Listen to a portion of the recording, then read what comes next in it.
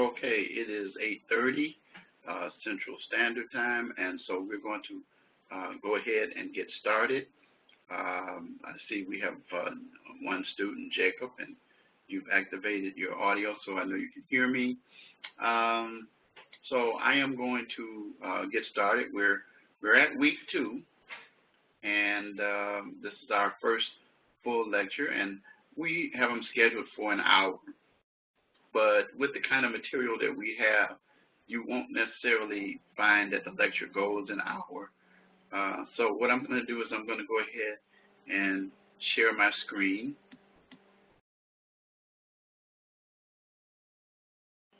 Okay. And the first thing I want to do is go over the announcement that you saw on Monday, that this week's topic is sentencing and the correctional process. And section 4 of the text should be read. And then there's an activity that you should do: sentencing issues and sentencing definitions. And then your initial post, which was due last night at 11:59 p.m. Central Standard Time, on the goals and philosophy of sentencing, and then your reply post is due by Saturday.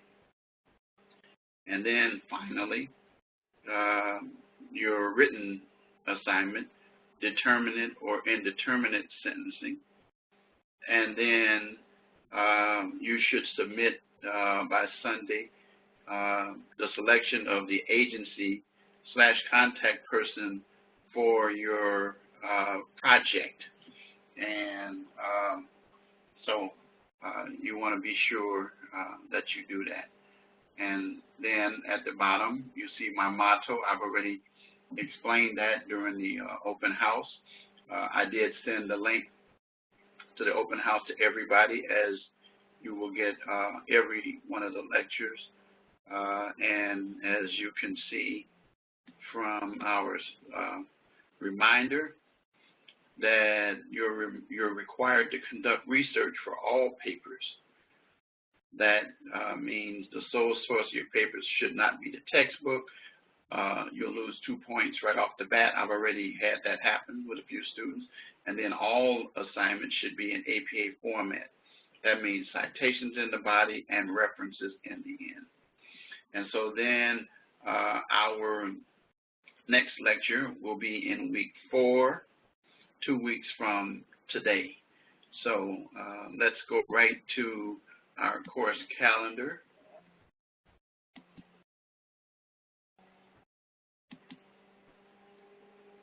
And the course calendar tells you, again, repeating what the reading assignment is that I just gave you. And then it tells your initial post, tells you about the live lecture that's taking place right now. And then it tells you about the reply post that is due on Saturday the 14th by 11:59 p.m. Central Standard Time. And then it talks about your written assignment, 2 pages. And then I point out that I'm looking for your critical thinking. Make sure that you use Grammarly to check to make sure that you're not using too much of the information from the sources that you researched, because of the fact that we're more interested in your critical thinking in your papers. And then finally, your course project, and we're going to cover the requirements under this, and also there is a rubric that I sent you as well. And the rubric tells you about your assignments and what's required. Both your written assignments and projects, you have a rubric. And if you check here, you will see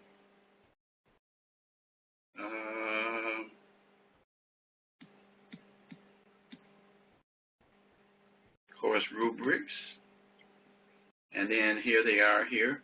Introduction to Corrections, our written rubric for the grade.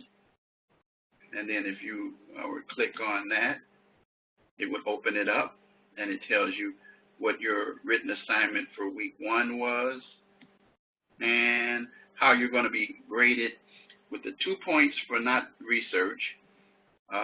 Then, so in your written assignment, determinate or indeterminate sentencing, you're going to identify your state sentencing structure, discuss the background for the state's decision, so you got to do some research and for your state, and then explain and support beliefs as to which is more effective. You get 10 points, and then for your APA, that's what I was telling you, you could lose 5 points for not having citations and references. So that's, you want a total of 25 points. And then you go, and then you will see your course project. So here's the requirement for this week, and it tells you how you're going to be graded as far as the rubric is concerned concerning your course project. Okay, identify the agency and the reason for that agency, 5 points. Include interviewee name and contact information, 5 points. And then 2 points for submission meet collegiate expectations. Writing includes mechanics and spelling, so I'll be checking that as well. And then at the bottom, your 3 points, use appropriate vocabulary and so forth. So basically what I want to do is have you to present that professionally, and that's how you're going to be graded regarding the assignment that you have for that time. So now let's look at, sorry about that bell, every time I hit that thing. All right, so now let's go into the actual assignment. Let's look at the assignments for this week. A 2-page paper, which you already know, and then it tells you what you're supposed to do. Reminds you again of what I just told you a few minutes ago.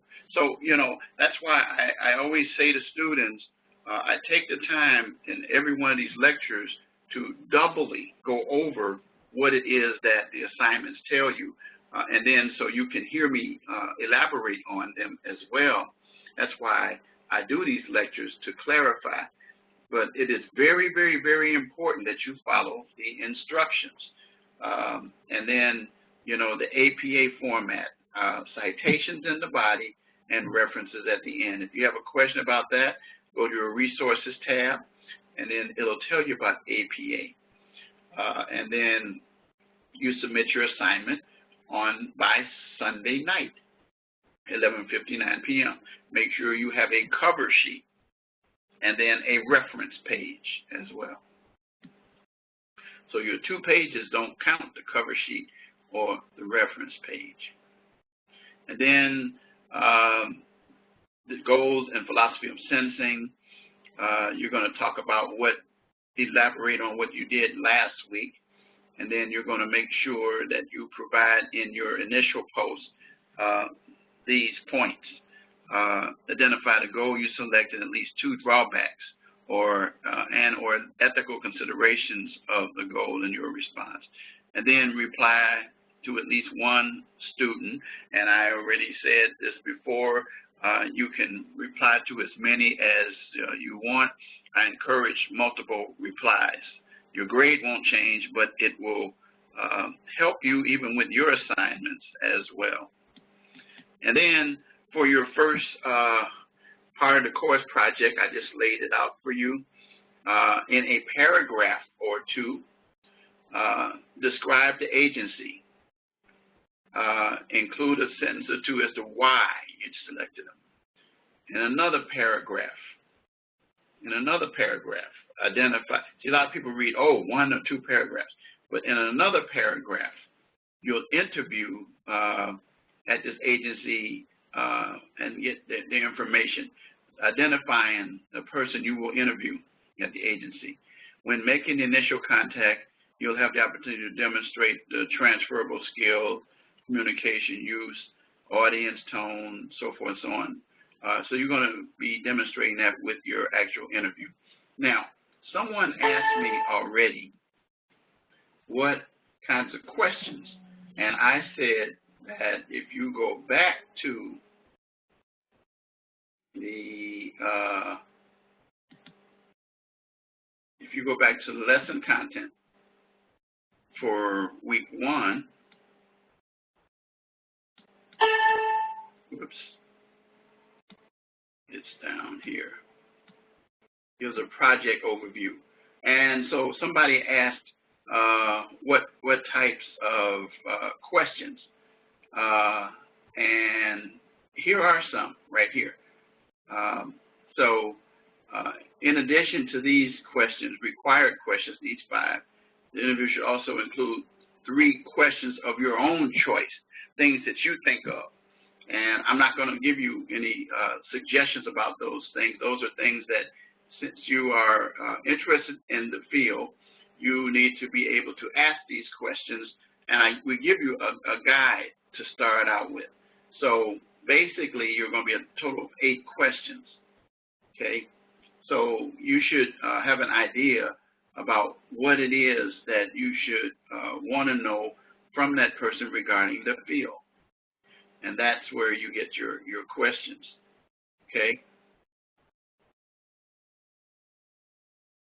And then, again, dealing with research and so forth.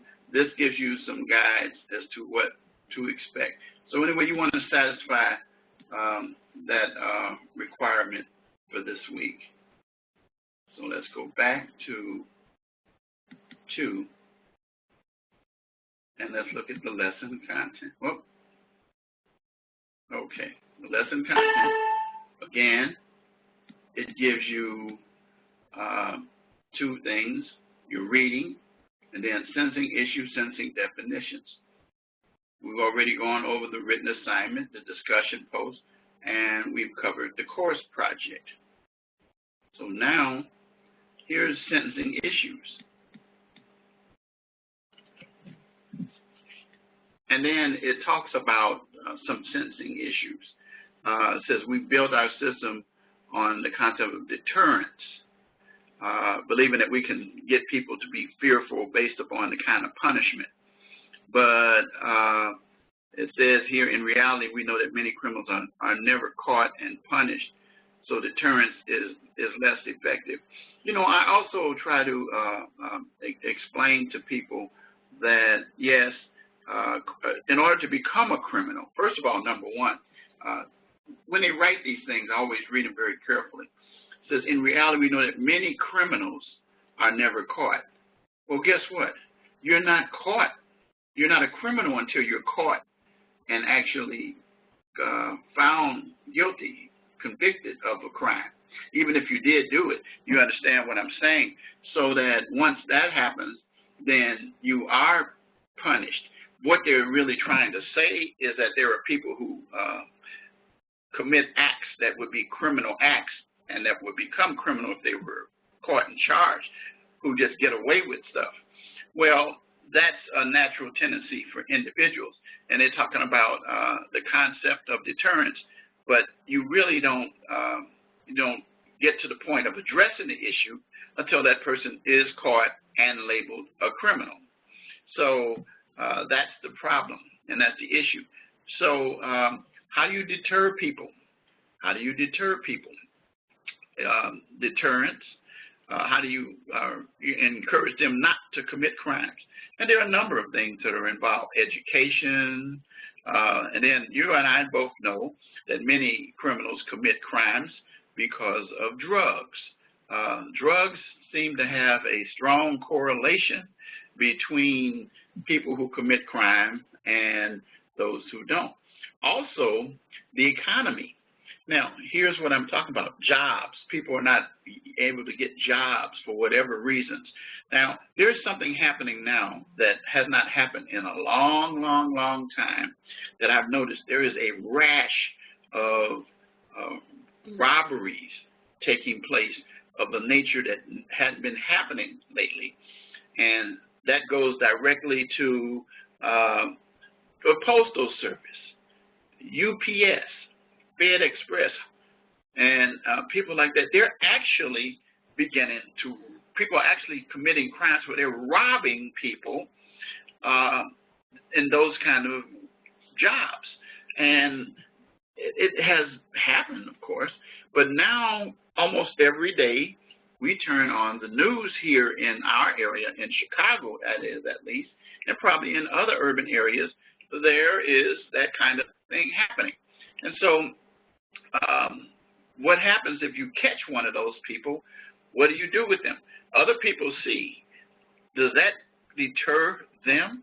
No, because you know why? One of the famous last words of most criminals in all the years I represented people as a criminal defense attorney, and then a prosecutor, and then I was a police officer, is that the famous last words is, I'm not going to get caught.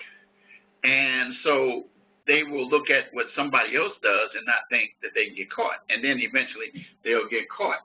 The point of the matter is that we will then find those people committing those crimes, and if they don't get something done about it, address the issue. We need to get to the bottom of why these people are committing these acts. What are they doing? What's causing them to commit these kinds of crimes? And then we need to address the root issue. If it's drugs, then there needs to be more money put into treatment.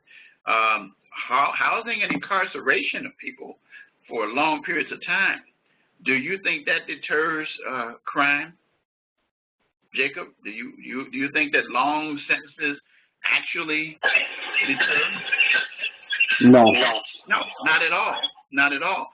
Because of the fact that what it is, and to be honest with you, I always have told my students that I have had a lot of correction students throughout the years I've been teaching that have expressed the position, and I agreed with them that these students become recidivists.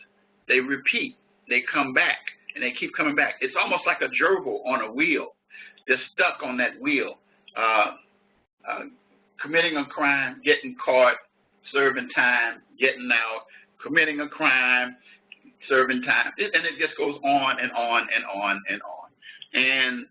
And also, lengthy sentences actually promote crime, in my opinion, because of the fact that individuals who are incarcerated for lengthy periods of time are exposed to people who have been in there a long time, some who are lifers, some who have extended terms and sentences, and they pick up their habits, or they begin to look to them for survival in the facility, and as a result, they end up either owing them something later on when they get out. They might do something to pay back for what,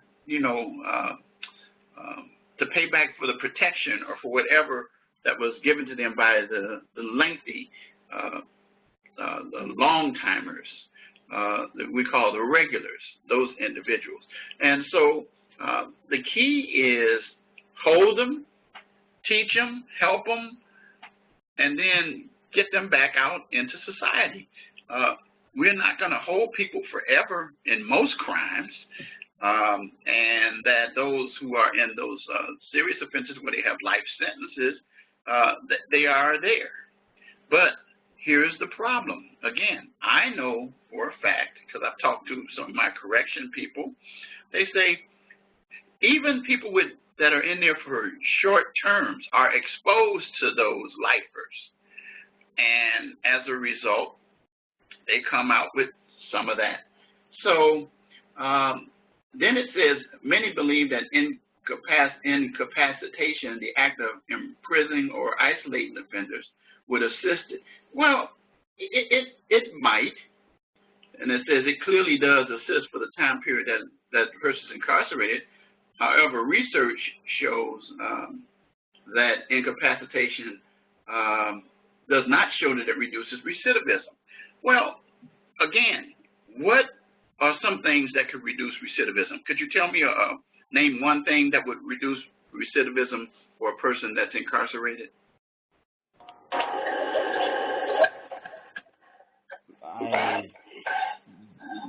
Not off the top of my head, I guess.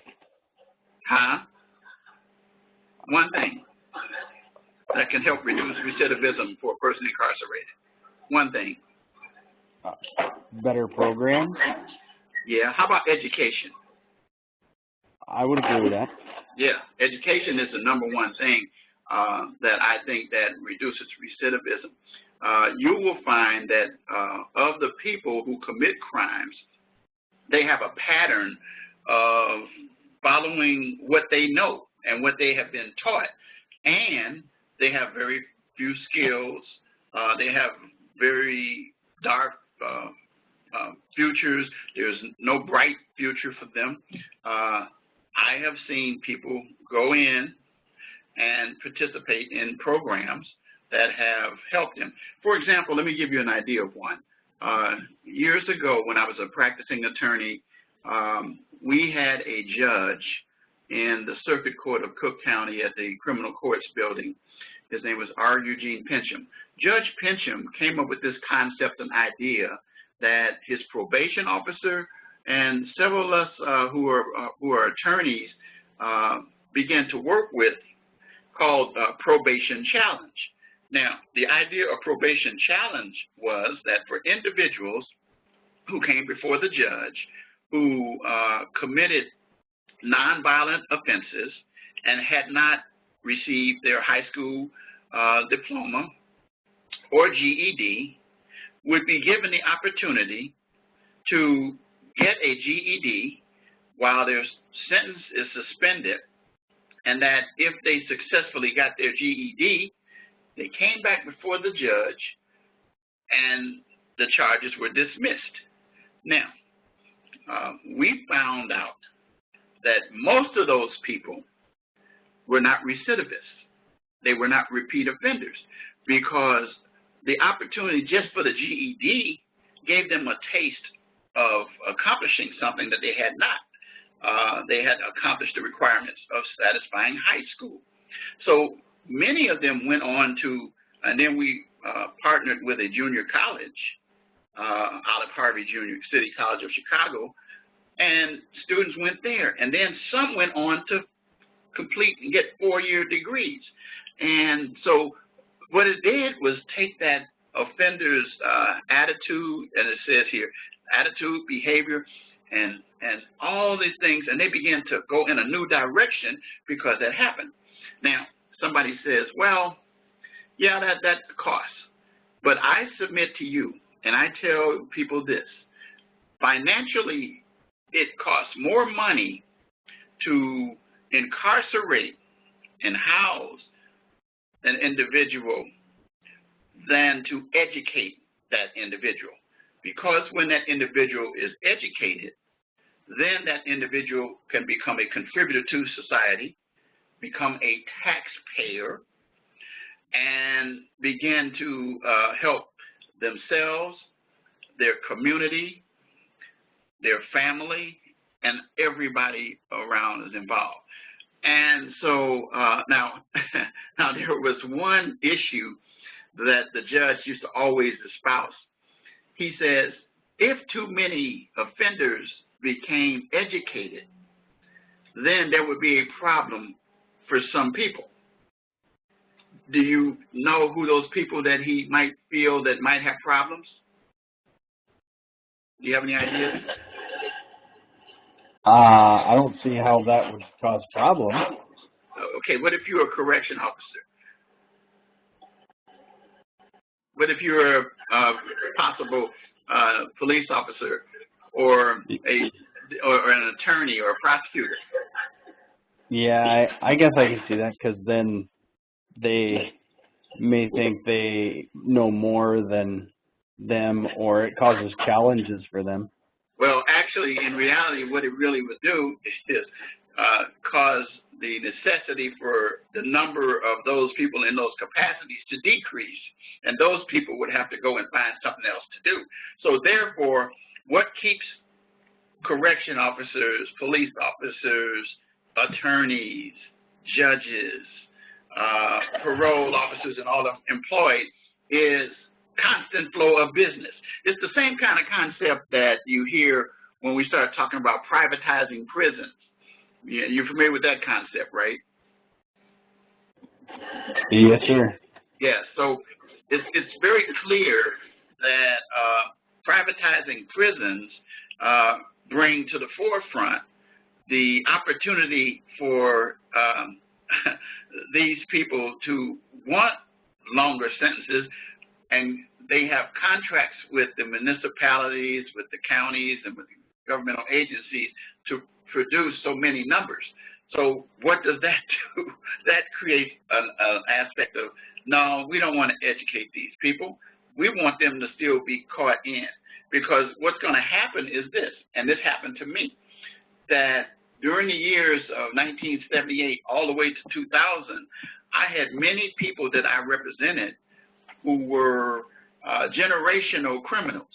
That is, their father or their uncle or their big brother or little brother or cousin or something, and they were breeding it, and I would see some of the same last names, some of the same relatives over and over and over.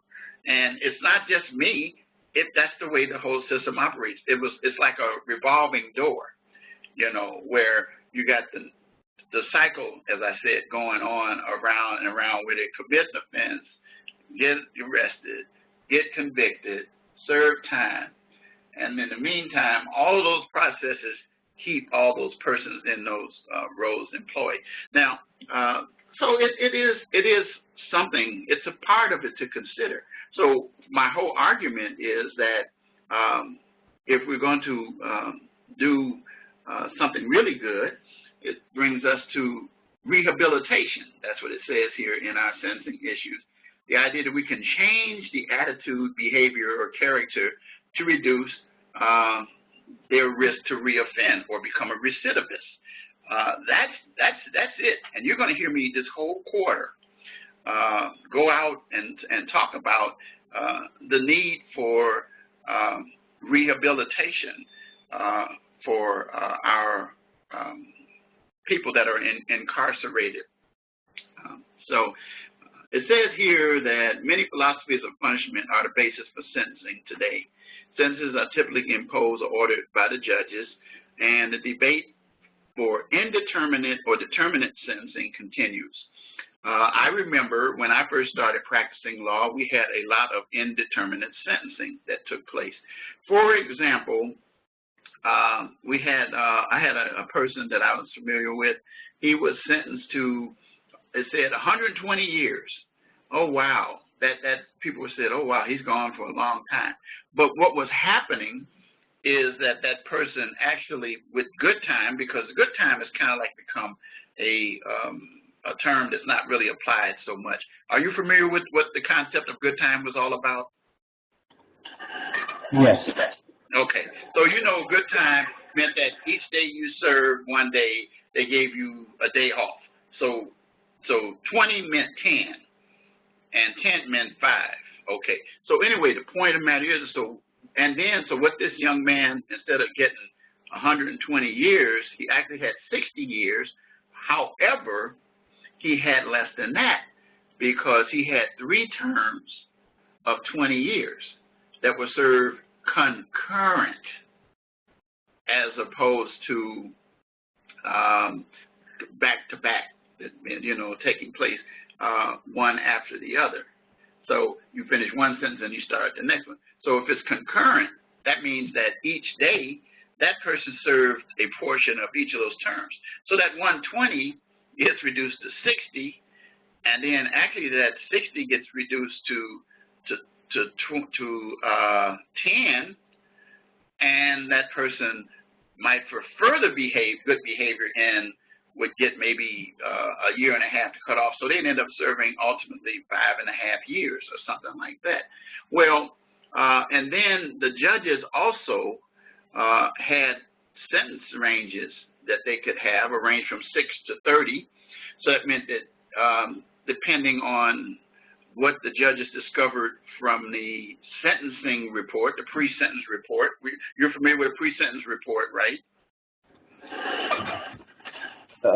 Vaguely. A pre-sentence report is a report that's gathered when a person either pleads guilty or either is found guilty, and it's a document to gather up the history of that individual. Have they been involved in crime in the past? What kind of person they've been in the neighborhood? What's their education level? Do they work, or what kinds of things like that? So basically, this is used to determine what kind of individual that you might have there that you're about to sentence. So if an individual comes there clean with no background before, there's a good chance that that person, well, they might not qualify for probation because of the offense that they are charged with, would qualify for the lowest possible sentence, which in this case, I say 6 to 30 would be 6 years.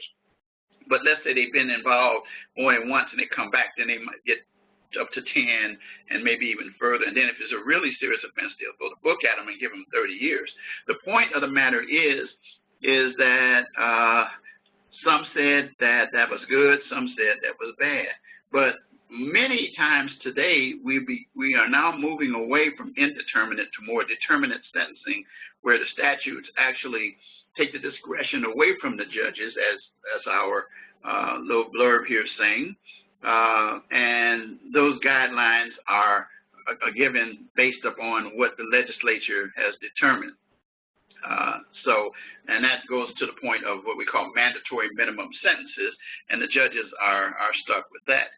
So there's those issues go back and forth, and so the debate continues on and on as far as indeterminate versus indeterminate versus determinate sentencing. And then it finally says it's important to understand that many sentence options, as is the role of corrections to carry out and enforce these orders in both the community, which involve probation and parole and institutional jail and prison settings. I try to explain to people who work in corrections that there are two parts to it. Actually, if you're actually working in corrections, there's a jail side and then there's the prison side. If you have the jail side, then you got people there who are probably not committing felonies because usually in most jurisdictions you don't go to prison if you've committed a misdemeanor. And you know how a person, how the difference between a felony and a misdemeanor? Do you know the difference between the two? The seriousness of the crime? Well, that's true, but there's something more direct than that.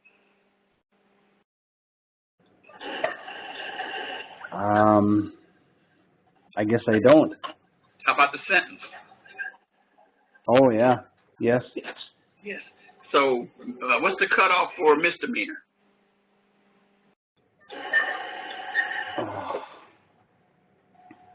How many days in a year? Well, 365, so a year. Okay, that's the cutoff. There it is, right there. So, so if a person, and then that tells us that that person didn't commit as serious an offense, and so they go to jail, and they might, for example, be in the county jail. But if you commit an offense that takes you above that, then there's all likelihood you're going to go to prison, which is a state facility. Most jurisdictions I know divide jails by county, and then your prisons are based upon your state system, such as here in Illinois. We have, I'm in Will County. We have the Will County Detention Center. That's where you go to jail. But if you commit an offense that is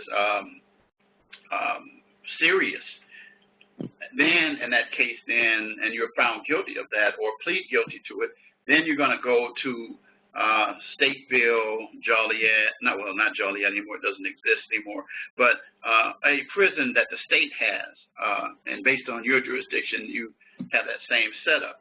So the point of the matter is that, so if you work in corrections in one of those, in the jail part, you're probably going to have a different kind of approach to those that are in prison.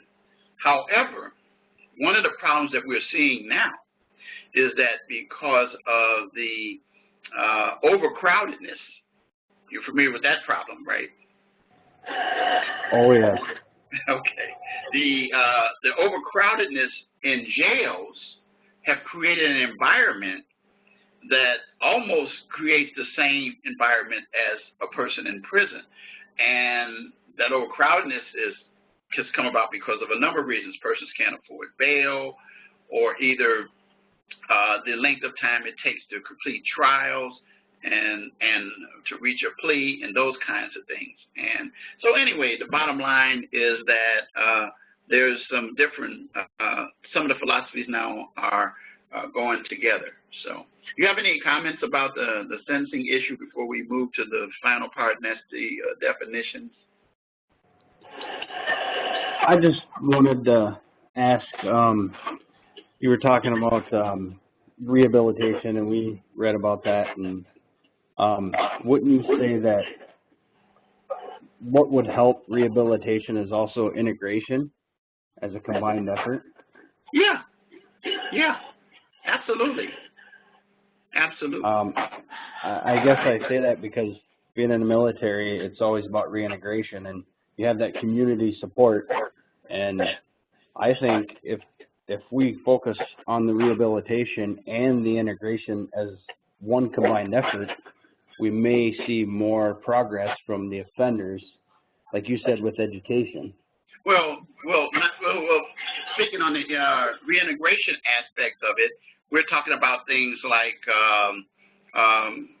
releases where halfway houses and those kinds of things. Is that what you're talking about? Those kind of things? Yes. Yeah. Well, people are the programs that will. Here's the deal: you don't take a person from jail or prison that's been in a while and then just release them into society. That's what you're and I'm agreeing with you. And I'm going to tell you this. This is sad, what I'm about to say, but it's true. I have seen a number of instances of people who were wrongfully convicted, who have been incarcerated, though determined wrongfully, after their release, within a short period of time, then they do something that get them and send them back for something for real. And that if you had the integration aspect of it, which should take place in that as well, then you can, as they say, I'll use this term, deprogram. Does that kind of like get the point across? Yes. Yeah. So you deprogram those individuals, and they begin to come into society. There are now some organizations that have second chance programs, or programs where people can, when they get out, they're able to find work. Let's deal with the persons who are convicted and come out. If they can't be hired and can't get a job anywhere, they have no other alternative but to go back to crime. So if there's, with the reintegration of those individuals, continue their education outside of the facility, at the same time hook them up with maybe some community organization, a church, or something of that nature, to get them to begin to socialize and change their whole lifestyle, because it's a totally different lifestyle that they're living in the joint as outside the joint. And so if you bring that, the way you lived in the joint or in prison outside the prison, then it's not going to be so good for you and the people that you're going to encounter. So yeah, but I agree with that. Absolutely. I have said before in other classes that I have taught, critical issues in criminal justice and contemporary issues in criminal justice, that in reentry into society after being incarcerated, it is important to have a safety net or something there to help with reintegration. I'm not just talking about drugs. I'm talking about people who have adapted to a way of life. Because what happens is when you're in there, you're going to find yourself possibly doing things that you probably wouldn't want to do just to survive while you're in there, and you don't want to have those in the forefront when you come out. So I absolutely agree. Anything else on that? No, sir. Okay, so now looking at these definitions, these are nice because you can say, what is general deterrence? And you flip the card over, and general deterrence uses punishment to prevent others from committing crimes. Idea that severely punishing the convicted will deter others who are contemplating criminal acts. Kind of like I kind of compare deterrence to our war on drugs. You feel me on that one? Oh, yeah. Those are both, those are concepts that, we're losing the war on drugs, obviously, but deterrence is like, I says, no, it's not, it's just not going to happen. You're not going to deter somebody. And even to the point that we know already that the fact that a person could be subjected to the death penalty, it's been well established in many research projects that the death penalty is not a deterrent factor to a person committing a crime. The only individual that is a deterrent factor to is that one person, but it doesn't stop others from doing it. So deterrence is kind of like trying to apply some of the 18th century principles to our 21st century now. So it's a concept that's not ain't gonna, as somebody said, it hasn't worked and it ain't gonna work. So then the next one, specific deterrence. Then we get into the individual. So now when you begin to focus on the individual, the offender should learn that crime does not pay as a result of the harsh criminal penalty experience. Does that really do it as well? I don't think so, because now what you're doing is the individual should, it says should, the key word is should learn. We already know that. But I just say deterrence, period. I don't care if it's general or either if it's specific. It's still, to me, the same failure rate. Would you agree? I would agree. So that's what that is. So then, incapacitation. Physically restraining or isolating offenders to protect society. I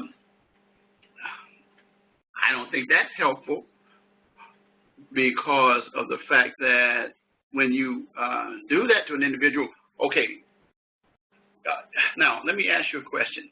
Think about yourself. When you are restrained or withheld from doing something for a period of time, when you are freed of that, how do you feel? I want to go do what I want. Yeah, but aren't you kind of like angry, probably? Yeah.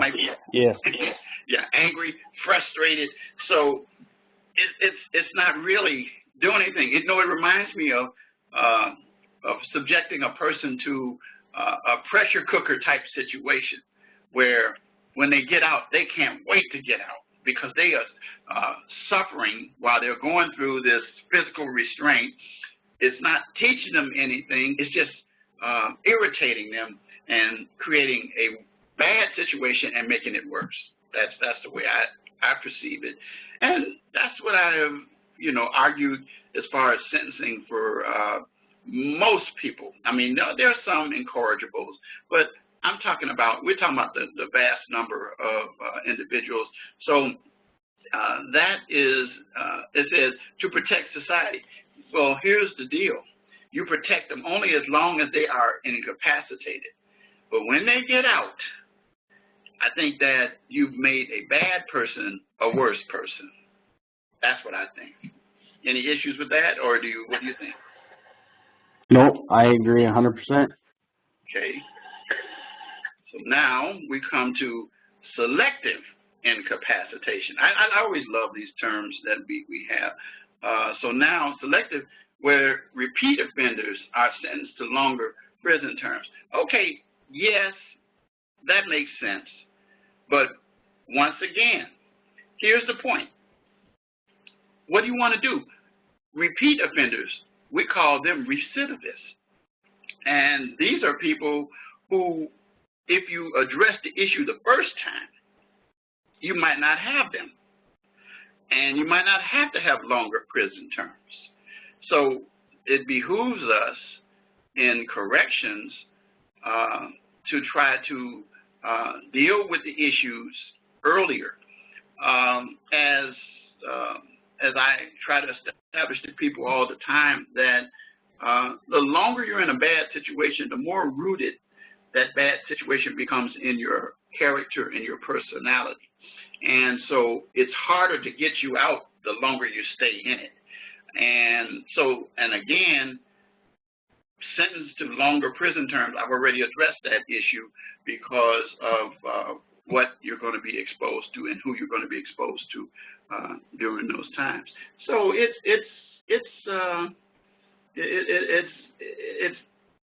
as I say, that ain't it either. That doesn't begin to put a dent into to the problem. The next one, rehabilitation. Okay, so now we're coming over. What is rehabilitation? Changing offenders' behavior, attitudes, beliefs, or character to diminish harsher criminal propensities. What do you think? I think you can give them the tools they need, but you can't force anyone to change unless they want to. And that's the key. See, here's the deal. The problem is just going back to what I said earlier. The longer a person stays in a bad situation, the harder it is to get them to go to a new direction. But the earlier you can get them in a bad situation, the better it could be. You'll discover that many of our adult offenders, and I had some clients like this, I represented them in juvenile court. Then years later, I represented them in adult court because of the fact that the issue wasn't addressed. That was the problem that was creating in the mind of that individual or those individuals the reason why they should continue to participate in crime. So you get to a point where a person is hardened, and it is hard. It is almost virtually impossible to change that person's behavior, attitudes, or beliefs. But I already told you that I'm a strong advocate of education, and that practically everybody I have seen, there's always going to be some exceptions, but almost the majority of the people that I've seen who received some form of education, they didn't have some opportunity that they didn't have, maybe in a second chance job or something like that, they began to work better. And this is operating in rehabilitation. So here's the question I always ask students. I say, are you familiar with rehabbing a house? Yeah, it's basically remodeling it, making it different, changing it. Okay, it's changing it. Now, here's the deal though. If you have a house and you're rehabilitating that house, you have to go to some of the main problems of that house. Like, for example, if that house has mold or rotten wood base wood in the not in the foundation, but in the structure of it, and then you put some nice stuff over it, make it look good. Is that really rehabilitating it? No, you're No. just covering up a problem. It's covering up a problem. So I say the same thing in dealing with individuals. You don't want to cover up the problem of that individual. You want to gut it. You want to get to, we use a term called nitty-gritty. You ever heard that term before, nitty-gritty? Yes, sir. Okay. Nitty-gritty has been around a long time. I'm 66. We used to use that when we were teenagers, so I guess it's transferred over to your generation. But my point being is this, is that what we're saying is we're getting to the root of the issue. And if we can get to the root of the issue, then we can go ahead and fix it. I had an illustration I used in church because I'm a pastor. I was preaching about how that bench that you're sitting on, I said, it's supporting you. But let's suppose I had some rotten wood and I had it varnished and painted and then covered it up in pad, and then you sit down in it and it falls through. You say, my God, this looked really good. Yes, it did look good, didn't it? But the inside of it was not addressed. It was in the core of it, it was still rotten. And so that's the issue. So in rehabilitation, we have to be cognizant and take the time to actually get to the core of what that person really needs. And education, like I said again, is something that can help a whole lot, but then also so can an opportunity for a job. So, but anyway, in rehabilitation, we began to want to try to change that individual's behavior, attitude, not do a 360. I had a person said, oh, I did a 360. I said, that's your problem. Do you know what a 360 is? It takes you in a complete circle. You want to do a 180.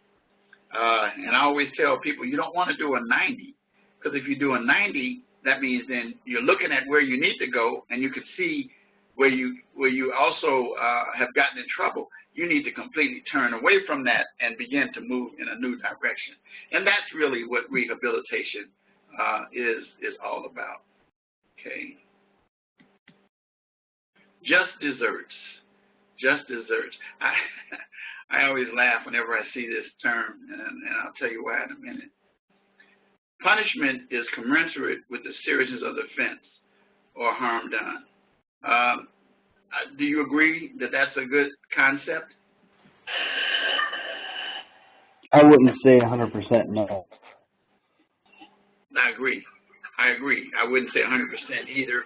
But in the long run, you will find that there are people who are punished, given a slap on the wrist sometimes, and they think that, you know, that it's okay, no big deal. Like, for example, I'm going to give you the example.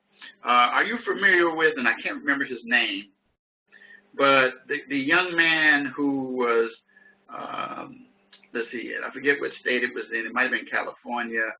He was driving under the influence in a vehicle. He was very wealthy, and that he ended up in a car accident based on him driving under the influence, and some people were killed. And this person, the judge gave him probation because his attorney produced a defense of affluenza. Did you ever hear about the affluenza case? I did not. This young man, okay, the judge sentenced him to probation because he was so wealthy that he was never taught right from wrong. I don't know if I believe that. Well, it's actually a case. Go to the word AFLUNZA, the affluenza case, and Google it, and you'll see what I'm talking about. Well, here's what happened. I agree. I said, wait a minute. Judge, something's more to it than that. This young man's influence, his family was extremely wealthy. So because they didn't teach him, hello, Judge, isn't that the situation with a lot of people that come before you, that they hadn't been taught right from wrong, or they hadn't been taught those kind of things?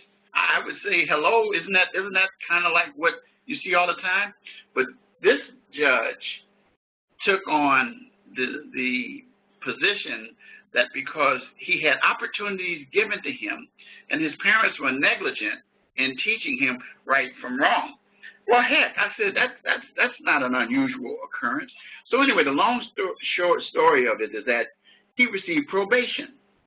So you know what this kid did? He got his probation, and he wasn't supposed to leave the state or any of those things. So guess what? His parents, his mother at least, and him left the country without permission and went to Mexico. And so he jumped probation, and he ended up going to Mexico, and they had to extradite him back, and now he's serving jail time because of that. So the punishment was not commensurate with the seriousness of the offense at all. And so the results were that he just thumbed his nose at the system and says, no big deal, no big deal, no big deal. So that's an example of what I'm talking about. But yeah, you should, I forget the young man's name, but it was very well widely reported. Affluenza, A-F, his defense was affluenza, A-F-F-U-N-Z-A, like influenza, but it with an A instead. And you go take a look at that and you'll say, oh, wow. And when I remember when I heard that, I said, well, basically, his money, got him a good lawyer. Yeah, but so what? The fact that you have a lot of money and get good lawyers, if you commit crimes, you should be sentenced commensurate with the seriousness of the offense. People died. Other people and everybody else, had it been somebody else, they would have gone to jail. They would have served some time in jail. So anyway, I agree with what you said, that it's not 100%. But you know what? None of this is 100%. There's no such thing as 100%. We just try to think that we're pointing you in the right direction. Well, at least here, we're bringing to your attention that what you committed was serious offense and give you some time. And then, they send you to the penitentiary. Now, the word penitentiary had to do with the word penance. And penance meant reflection. So they sent you to a place of reflection. Well, now we know that that's not exactly what happens in penitentiary. You don't get reflection there. You actually get education, and you can get a degree, as I told somebody, in criminology, not in the positive sense, if you know what I'm talking about. So, all right, moving right along here. Restorative justice. What is restorative justice? Restorative justice is repairing the harm done, where the offender makes amends to harm or loss to the victim and or community, such as serving in the community, some community service or something of that nature. Now, one of the things that I always tell people that I have a lot of trouble with is putting big fines on individuals who are criminals that have no means of paying those fines back. I think that what you do then in a situation there is you put that person out. I've known some people that have received $10,000 fines, and all they can pay is $5 a month. Well, it went to, if it's supposed to be going to the individual, that's not so cool. But if it's going to the government, then you're stuck in a situation with that. So the bottom line is that this concept, it makes sense, especially the community aspects of it. I know of a situation of a young man who was involved in a hate crime, involving African American in Chicago. And so that individual, they received some time in jail, but after they got out, they had to do community service by working with a organization like the NAACP or Operation Push or some organization that dealt with working within the African American community. And in those situations, you find an individual who has found themselves better able to understand the people that they were dealing with. Of course, though, that's not such a good idea for a person who is a pedophile to put them in schools. That's not going to happen. But it depends on the crime. And then, of course, it has to be something where some program where the individual learns something to turn them in a different direction. So, all right, we think we're just about done here. Equity goal of punishment. Offenders must pay back victims for their loss, the justice system for the cost of processing their case in society. And that was what I was talking about a few minutes ago in terms of fines. That is an iffy issue as well. Consecutive sentences.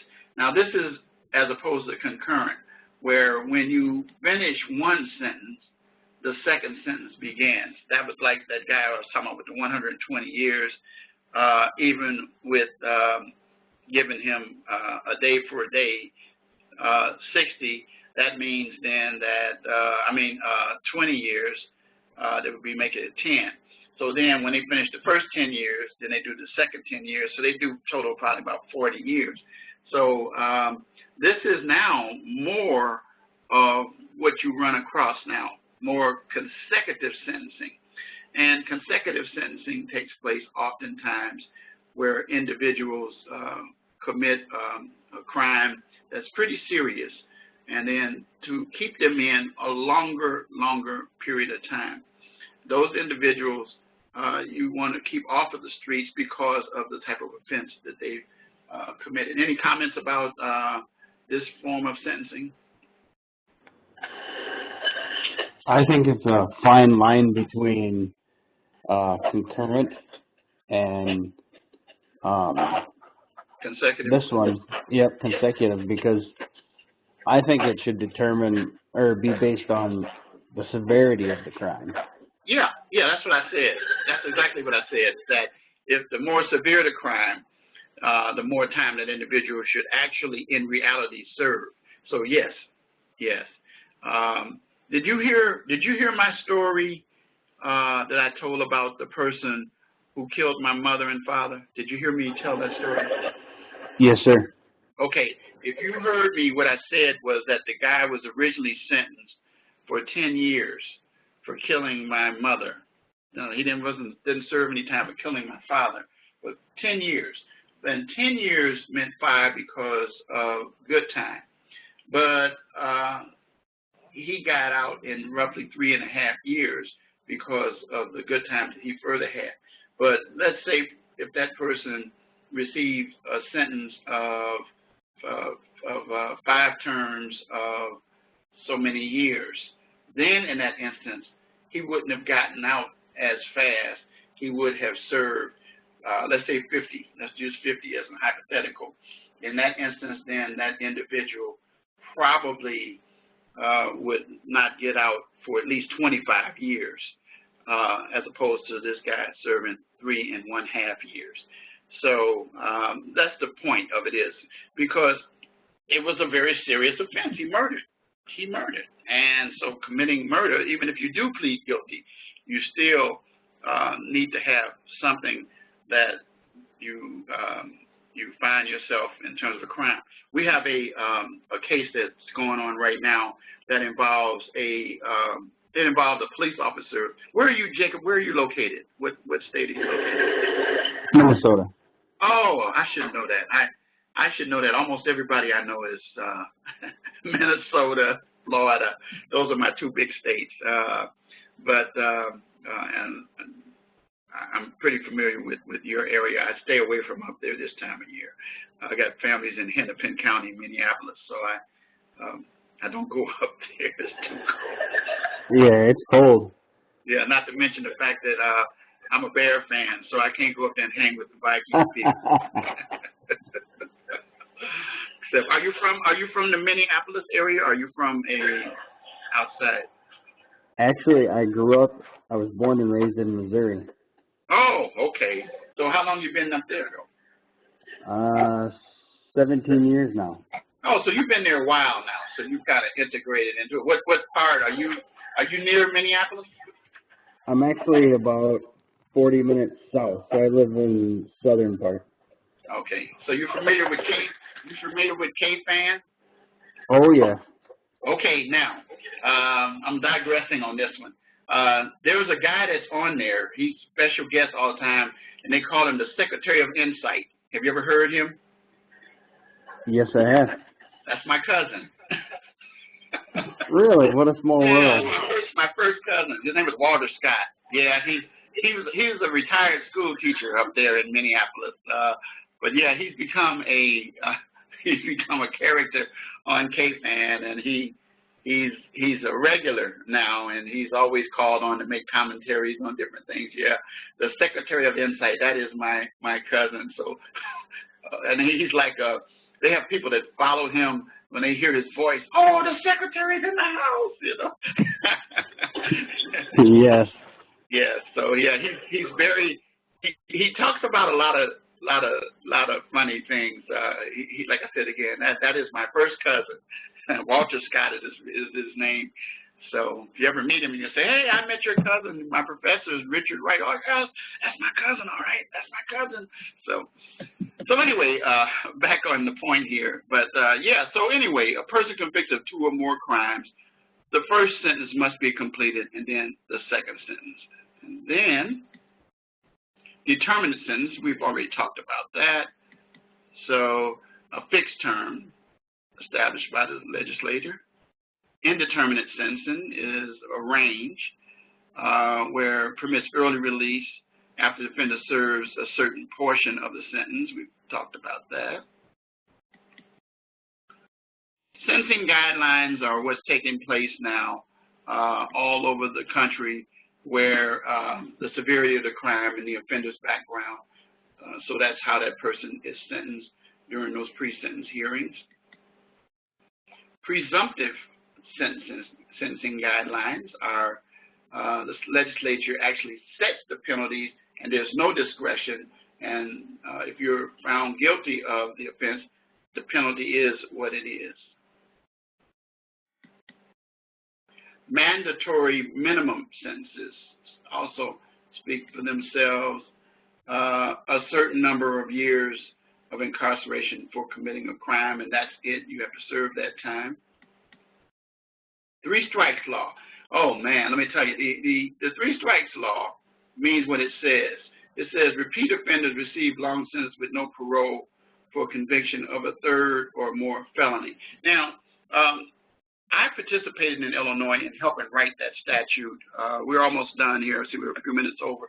I helped write that statute in 1977, 78 when I was in law school with some research I did, because of the fact that if an individual committed a felony, now, but the key that most repeat offenders receive long sentences for with no parole involve violent felonies.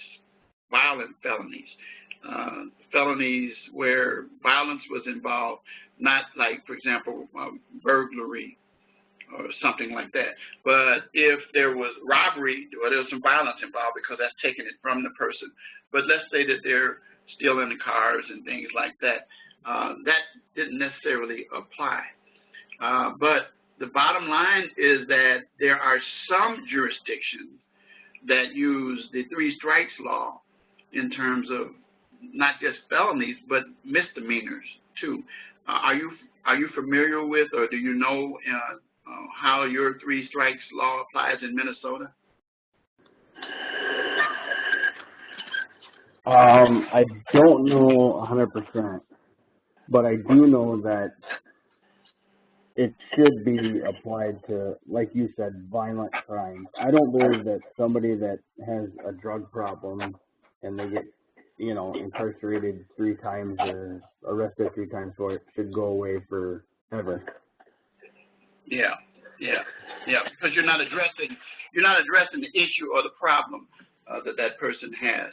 So, but anyway, that's what the three strikes. California has a real weird one. If you ever have a chance to look at it, and I don't think it's very good. But knowing Minnesota, as I know the way that the law operates from people that I know, I have a few friends who were professors at University of Minnesota, and then I also know and haven't seen in quite some time one of your Supreme Court justices. I think he's still on the bench for Minnesota. I think he's getting ready to retire or will retire soon. Alan Page, Judge Page. You ever heard that name before? I have. Yes, he was graduate University of Minnesota. He played pro football for the Vikings, and then he played for the Bears. And then he went back up there and he served on the Supreme Court, and I think he's still on there. But I one time had talked to him about some of these types of things, and he had the idea that, well, it depends on the type of offense that a person commits. The more serious, the less likely that person, the more likely that they would become an offender and qualify for the 3 strikes law. So, but anyway, that's a concept anyway that varies according to state, the 3 strikes. Truth in sentencing. I'm a fan of this. Truth in sentencing. In other words, offenders serve substantial portions and reduce the discrepancy between imposed sentence and actual time served, so that it's not like a slap on the wrist, that people actually understand that if there's extended terms, there's a reason why, because the offense was very serious. And then that's the end of that. So that is all I have for today. Do you have any questions? No, sir. Okay. Well, thank you, Jacob. And again, do you have any questions about the project, or you're pretty clear on that? The only question I had is, so when I complete the final course project, that's going to be an APA format, or is it going to be dictated as like an interview format? Every the answer to that question is given in your rubric. Okay. That's why I say make sure you follow the rubric for each of those assignments. When you get to the end there and get to that particular point, which you got some ways to go, each one of the assignments, I've given you the actual rubric for each of those, and I had those on the screen a little earlier, and you have those, right? Yes. Yeah, use those as your reference, and that will answer that question. Okay. Okay. Thank you. All right. Well, then you have a good week. I'm going to say good night to you, and hope to see you in a couple of weeks when we have our next lecture in week number 4. So I'm going to say good night in the meeting.